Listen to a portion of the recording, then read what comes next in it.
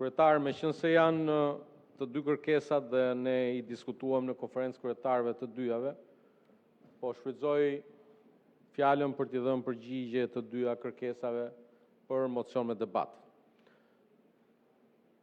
Dhe po e filloj nga një moment që koincidon me ditën e sotme. Sot është dita ndërkombëtare e parlamentarizmit. E si e tillë, besoj që kushdo që ka pasur apo ka fatin e madh që shqiptarët ta kenë zgjedhur në këtë sallë, ta ketë mësuar se agjendën e parlamentit, kuvendit të Shqipërisë, rastin fjalë, e përcakton vetëm vota dhe interesi kombëtar. Ata më të mençur, jo vetëm në Shqipëri, po dhe kudo në botë na kanë mësuar se demokracia është një sistem i cili merr frymë vetëm përmes parlamentarizmit. Dhe se parlamenti është vendi ku forca e argumentit duhet gjithmonë të mbizotrojë mbi argumentin e forcës. Këtë e kemi mësuar dhe e dim gjithë, dhe se kurrë edhe asnjëherë rruga nuk mund t'i imponohet votës. Është vota ajo që përcakton demokraci, se kush është shumicë, se kush është pakicë, dhe se këto 30 ditë shqiptarët kanë nxjerrë disa konkluzione të para. Koha do na ndihmojë të nxjerrim konkluzione të tjera. Ua kam thënë në konferencë kryetarëve, ua kam thënë një javë më parë në këtë sallë, do ua them edhe sot. Mua më duket se ju po vuani nga sindroma e Stockholmit. Ju kanë marrë sheshin dhe me qenë se u morën sheshin, doni që të bashkoni me ata që ju kanë marrë sheshin. Edhe pse ata ju anatemojnë udhëheqësin. Dëgjova këtu një deputetin tuaj që në një lojë fjalësh për emrat e forcave tona politike, ra në kurthin e harresës mbi faktin se sot në krye të Partisë Demokratike është një sekretar partie. I vetmi sekretar partie në krye një partie politike sot në Shqipëri. Dhe njëkohësisht edhe varkëtari i varkës së diktatorit Enver Hoxha, i cili gëzohej kur Enveri i jepte dorën. Por shok mes jush, shumë prej jush që gëzoni kur protestuesit thirrin Berisha në burg. Sepse me të drejtë e shikoni këtë si të vetmin shpëtim nga Saliu. Ka këtu mes ju që doni të shpëtoni nga Saliu, këtë e di unë, u bëm kohë bashkë. Edhe shkoni aty në protestë me shpresën që ne se heqim do të Saliun, po do Zoti na e heq protesta Saliun. Ndoshta u heq protesta Saliun, por një gjë protesta ja arriti. Ju protesta ju mundi, ne protesta nuk na mundot. Partinë Socialiste të Shqipërisë nuk e mundot askush.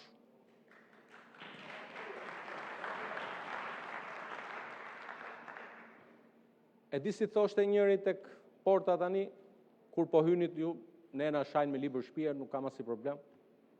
Ju thonin opozitë e shitur. Dini gjë pse u a thon këtë fjalë? Dhe çdo ditë në atë protest po thyen kockat e mbetura nga ajo që dikur quhej Partia Demokratike. Ju se keni kuptuar akoma.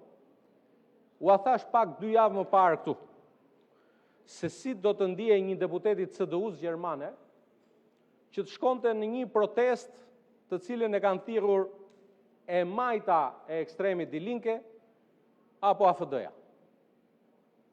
Por, dhe më pyetën mi Gjerman, më thanë, ore këta deputet e Partisë Demokratike, pse shkojnë ke kjo protesta e ku janë neomarksistët, kishte ardhe një koleg eurodeputet rumun neomarksist, me cilin kam bërë shpeshherë debate edhe për ligjin e barazisë gjinore, sepse kërkonte që ligji i barazisë gjinore të ishte ndryshe nga ai që miratuam, në një gjuhë shumë të ndryshme nga ajo që kemi miratuar në Kuvendin e Shqipërisë. Dhe më vjen keq që u desh që deputetët pjesëmarrës Partisë Demokratike ta duartrokistin në kundërshtim me qëndrimet e Tritanit, të cilat janë të qarta, paktën në këtë aspekt. Megjithatë, ju jeni të gatshëm duartrokisni gjithkënd. Mjafton që të jetë kundër nesh. Pse i sulmoni protestuesit, tha një deputet. Ne, transparenca është gjëja më e mirë.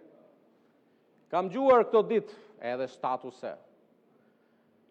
U shqetësuat ju për të mbrojtur një farë Dritan Goxhaj, për të cilin po ju a them sot këtu, nuk ka asnjë ditë në UÇK. As edhe një ditë në UÇK. Dhe një dokument i cili mu vun në dispozicion nga organizatat e veteranëve të ushtrisë shqiptare të Kosovës, e morët dhe aq pa udhjeni sa që u munduat ta përdornit për hesape politike, siç donit përdorni dhe protestën, dhe prandaj i them protestuesve, këta mos i lini t'u avjedhin protestën. Imagjinoni, morën një dokument zyrtar, morën, të lutem, ta mbaroj Bujar, të lutem, kam respekt për ty, të lutem Bujar, do ta shpjegoj, të lutem Isuf, të lutem Isuf se kemi një kod etike bashkë, të lutem. S'kam çfarë të kërkoj falje. Faljet kërkoj ai që ja ndryshoi që Tahir Sinanajn e bëri Tahir Sinani. Tahir Sinanaj është nga Kuksi. Tahir Sinani është heroi ynë kombëtar. Doni ta quni kështu. Ashtë. Ai, merre atë. Mere dhe të ftoj Isuf që që ta nderojmë Tahir Sinanin në Kamës me një monument në respekt Tahir Sinanit. Ju e bët Tahir Sinanin, e bët Tahir Sinanaj dhe këtu mbyllet. Dhe familjes ja kam sqaruar më së miri, sepse Sinani është nga Tropoja, Sinana ja nga Kuksi dhe ti Isuf e di shumë. Po ju e përdorët këtë dhe këtu mbyllet ti dyshëtim. Tani për çështjen e ftyrave.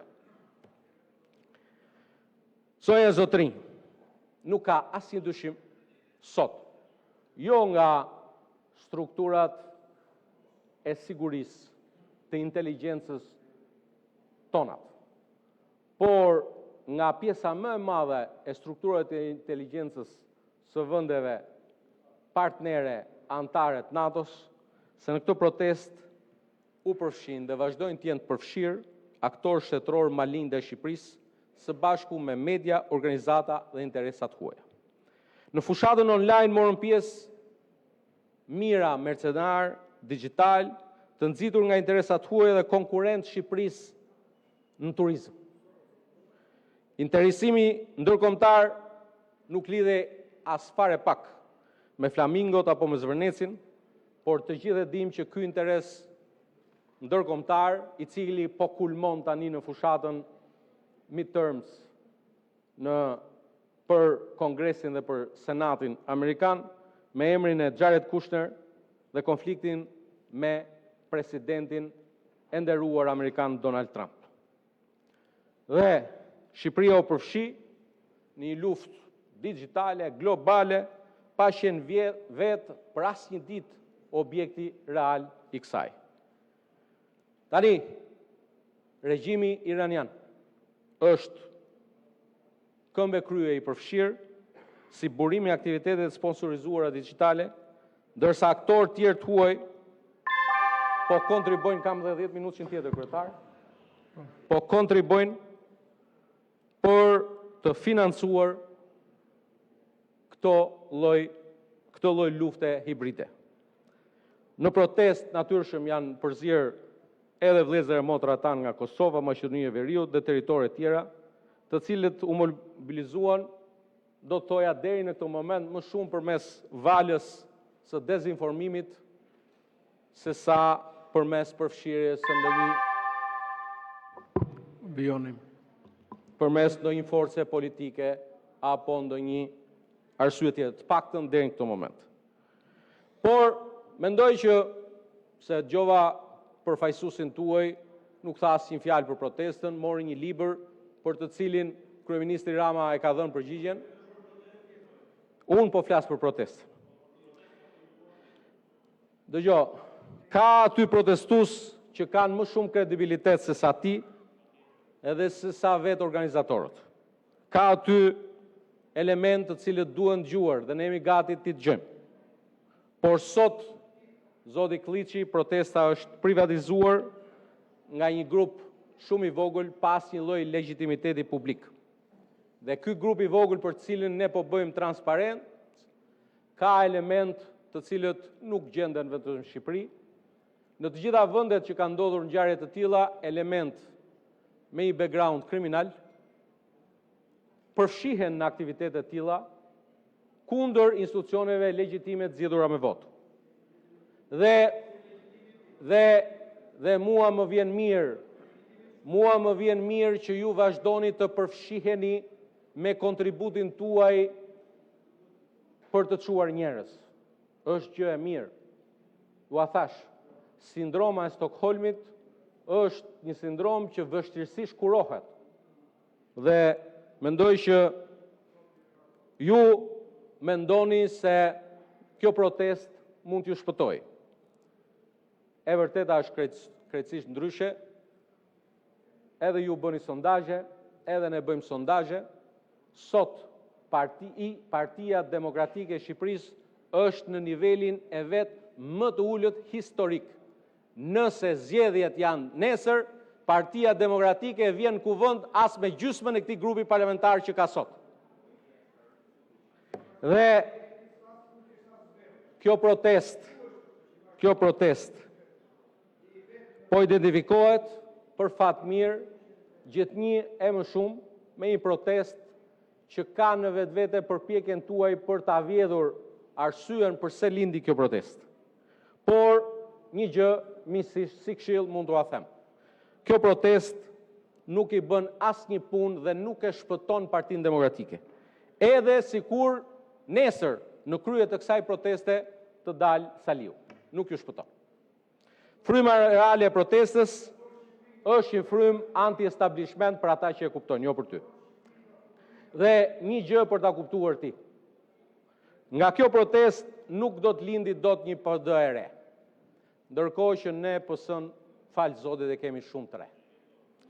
Dhe mund të lindin nga kjo protest vetëm parti të reja ideologjike, e majt radikale, apo dhe parti me natyrë të islamit politik, sikurse janë përfshirë. 2 fjalë për antisemitizmin në këtë protest. Do t'ishte në dinjitetin e kuvendit të Shqipërisë, ashtu siç ka ndodhur në fakt në qëndrimet e pastra dhe të qarta politike të udhëheqësve kryesor politik. Për shqiptarët, gjua antisemite është e papranueshme. Për Shqipërinë, heqja e flamurit Izraelit dhe përdorimi i termit qifut si një fyrje janë zhvillime shqetësuese. Ne duhet të distancohemi të gjithë nga kjo gjuhë dhe nga ai akt. Shqiptarët kur nuk e kanë pas për zakon që të sulmojnë simbolet e vendeve tjera. Shqiptarët janë vendi që në luftën e dytë botërore mirëpritën, strehuan dhe mbrojtën hebrejt nga nazistët. Dhe për këtë jemi shumë krenarë dhe do të vazhdojmë të jemi krenarë. Shqipëria jone e përbashkët duhet pikërisht të vëheci përpara me këtë qasje. Dhe duhet kuptojmë gjithë që kjo protest e humbi kauzën fillestare. Ajo tani më ka ndryshuar identitetin e vet. organizatorët e saj nuk kanë as pak legitimitet dhe nuk janë transparent. Unë nuk i di kush janë organizatorët e vërtet. Ju që dilni dhe flisni në emër tyre, dilni këtu dhe na i thoni. Nëse ju keni marrë mandat prej tyre dhe ka shqetësim si antari këtij kuvendi prej 21 vjetësh për praninë elementeve radikal, anti-perëndimor, anti-amerikan, antisemit. Dhe prandaj, nëse një lëvizje që pretendon ndërtoj Shqipërinë e re, por riprodhon në mënyrën më të keqe zakonet vjetra politikës shqiptare dhe mungesë transparencë është gjë e parë. Nxirrni emrat. Thoni që keni bërë më parë në jetën tuaj. Kërkoni legjitimitet dhe mos u merrni me interesa të ngushta. Partia Demokratike, zonën e Zotrin, nuk e ka legitimitetin ta përfaqësoj këtë opozitë. Këtë opozitë nëse doni, po dhe këtë protest. Dhe keni ardhur këtu me 2 mocione për debat. Në fakt edhe si kur të doja tani ta miratoni mocionin e parë për debat, e kemi të pamundur sepse me të njëjtat argumenta që kemi rrëzuar interpelancën, rrëzohet dhe mocioni me debat për kërkesat e protestuesve. Të dashur protestues, jo ju pa legjitimitet, po ju me legjitimitet. Ne nuk e pranojmë Partinë Demokratike, pra Partinë e Saliut, si ndërmjetësin tuaj me ne. Nuk e pranojmë dot këtë parti e cila u bë me ju pasi ju i morët sheshin. Negocioni me ta për punën e sheshit, po me ne duhet të flasim ndryshe. E dyta që ka të bëjë me kërkesën për mocion me debat për për rezolutën mbi raportin e komisionit. Po flas proceduralisht dhe 2 fjalë politikisht në fund. Proceduralisht nuk e pranojmë dot, sepse për të njëjtën çështje nuk mund zhvillohet një mocion me debat brenda të njëjtit sesion. E kemi zhvilluar mocionin me debat për raportin e komisionit vitit 2025 në 14 maj, ma pa mundson rregulloria dhe ua kam thënë këtë në konferencë kryetarëve. Megjithatë, si gjithmonë, edhe pse më shumti sot jemi dhe në ditën e parlamentarizmit, plotësisht dakord ta kemi një mocion me debat për projekt rezolutën. Por jo në këtë formë kërkesës, por si një zgjedhje e ndërmjetme, mocionin me debat për rezolutën ta bëjmë në ditën që kemi dhe diskutimin e raportit të Këshillit Kombëtar të Integrimit Evropian. Në atë kohë e zgjerojmë pak kohën e debatit dhe bujrum hajde të flasim për rezolutën e Parlamentit Evropian. Por është e pamundur për ne këtu ta shkelim rregulloren e kuvendit, të shkelim normën parlamentare, më shumti në një ditë bukur si kjo, që është dita ndërkombëtare e parlamentarizmit. Dhe sa i përket shqetësimit tuaj për rezolutën e Parlamentit Evropian, shqetësim i cili nëse realisht e ndjeni, pavarësisht se keni kohë që keni humbur ndjenjat, do ju sugjeroja që sot në agjendën tonë parlamentare kemi një ligj që është nga fillimi në fund për afrim legjislacioni me akin komunitare të Bashkimit Evropian. Jepni sot shenjën e parë që jeni pro procesit të antarësimit të Shqipërisë në Bashkimin Evropian, bëheni Kabull, i thonë Shqip, qëndroni deri në fund se ju jeni edhe të lodhur, edhe nuk qëndroni dot gjatë. Hajdeni dhe votoni në fund. Prandaj paguhesh flamur që të vish këtu dhe të votosh ligjet.